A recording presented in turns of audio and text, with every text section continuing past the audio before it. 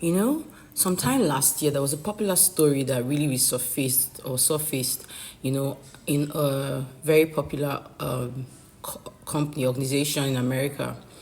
And this story was really disheartening because I think it was about 5 days an employee died, and people were passing that employee every single day.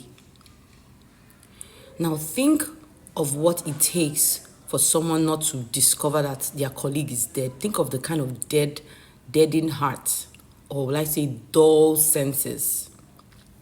It was really a shake in the HR circles, because I remember us discussing it in our HR community that, wow, this is crazy. How did people get there that you're passing someone that's your colleague for 5 days and you did not know the person was dead on their desk? It took 5 days for the whole organization to realize. Now, some people are of the opinion that someone just randomly treated this kind of thing don't happen for Nigeria, or that it can't happen in Nigeria. And I was like, to be honest, I don't really agree with you, because especially Lagos, it's already happening. If there's no intervention, it's already happening. Now, this reminds me of a story. Literally happened last week. Or no, I think that was a couple of weeks ago. I was supposed to meet up with a friend, and I was like, where you at? Because it was past time, and this person told me that he had taken someone to the hospital. So I was like, oh God, I hope you're all good. I hope everything. But like, when he comes to tell me the gist, of course, when he came, he was very heartbroken. Now, what was heartbreaking was not even the fact that he took the person to the hospital. It was when he narrated the story. My God, we were both screaming. I was just shook like for a long time. And guess what? This lady was hit by a man that was so oblivious, like he didn't even know that he had hit this woman. He was reversing, I think, the Abero guys or Moniles or whatever they call them, I can't remember, on the street. It was a bus driver. We're trying to collect money, so he was so distracted. He hit this woman because they were trying to alert him. He wasn't hearing. He hit this woman. I'm talking about when he showed me this woman's limbs. Oh my goodness, like, guess what? Nobody cared. I'm not even joking. This is in Nigeria. Now, it might not be surprising for a lot of people because they probably come across things that maybe you can share your story, and it's really disheartening. People are really losing, their compassion. And even they were kind of even mocking him for like, he was trying to call people, please, let's carry her to the hospital. This woman, Jesus Christ of Nazareth. They were literally like, I waited they do this one. I beg, relax. So nobody cared. Only a few good Samaritans that were able to try to help lift this woman into the vehicle, and he rushed her to the hospital. Now, I don't want to go into the story of what happened at the hospital. That is supposed to be the final place of, this is an emergency. Money is not the problem here. Remember, he's willing to pay. This is a good person. This, my friend, is really a good person. He was so broken because most times when you're good, you don't really know the extent to which people's hearts are terrible, And the hospital was not even they didn't care until he began to shout. First of all, the gate man said no. Even the doctor, like doctors, where I know you guys see dead people every day, and nurses, it can wane on your compassion. There are certain things you need to do, which I'm going to talk about later on, that is going to help your compassion, because there's a way you will be in a place of wickedness, your senses will be dulled, and you will not even know how you have become. Honestly, it was really heart-wrenching, and I literally had to, talk him out of how he felt, because even I felt really terrible. But I've seen, when I knew that it was a serious case was when I saw a couple of years back, people, there was a blast, I think it was a tanker that fell or something like that, I can't remember, and people had died and they were dead bodies. Some people were partially alive. I think there's some videos that don't even need to surface the internet, because it really shows how we are. Because the person that even record these things, how someone literally said that in those days, if you were distraught, people would actually run to your aid and say, madam, no, kill yourself, it's going to be okay. Now people video you, and I'm actually calling you, back to your compassion and your empathy as a human through this video. Sometimes one of the ways that people dull their senses is through this thing called social media. Like, you're looking for what to trend, like you're videoing someone that you could be helping, or you are, trolling someone, you're commenting on something, there's no, like, when you've become a troll over time, your compassion wins.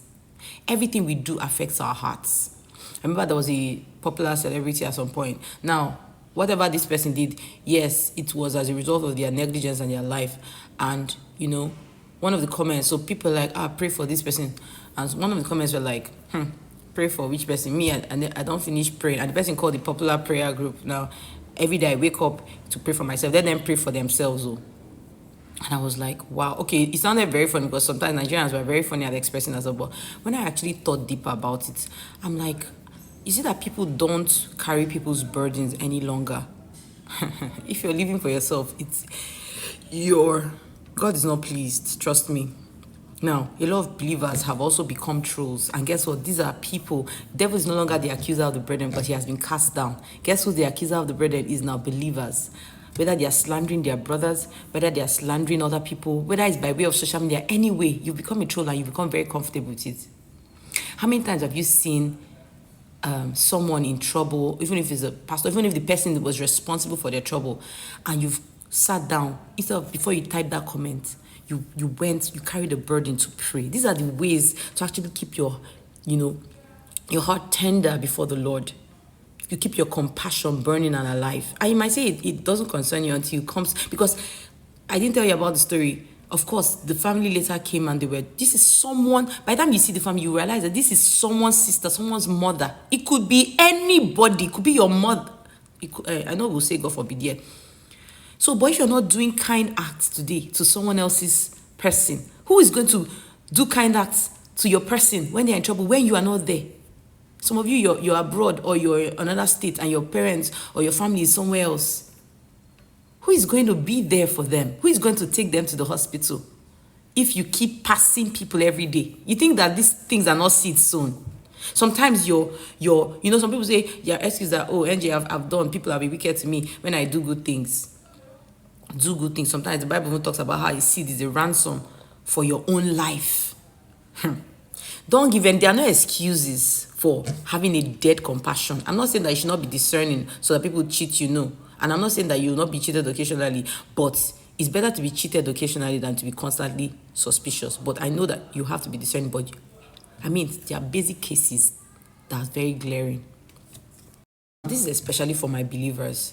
Most of the things happening in your country, and I'll use Nigeria as a case study, people do not really attach it to themselves, because when we talk about leadership, we talk about we don't talk about ourselves. Maybe I'll do another video about the rise of leadership, how you should rise to be a leader. But at the basic foundation, speaking against your country, as a judge, especially as a believer, every word you say, you give account. As a judge, you're a believer, your words are law. And when I came across a video that said Nigeria is finished, and I was like, God, no. You cannot be saying those things and Nigeria will not be finished. Do you understand? You might say, I beg, leave that thing. No problem. But if you really want to see things happen in Nigeria, you need to start speaking good regarding this country.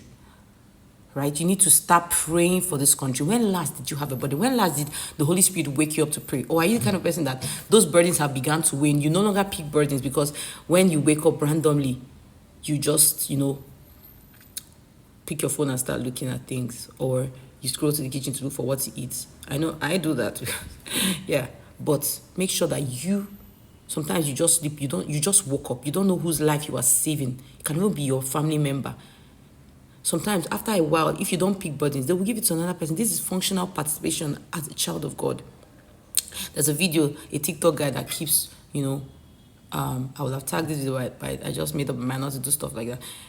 He goes on the streets of United States and asks, are you saved? And you see many people, some of them are old. They are almost at the age where people, for people that believe about death and all that, they are going to go. And they don't know the Lord. They don't know Jesus.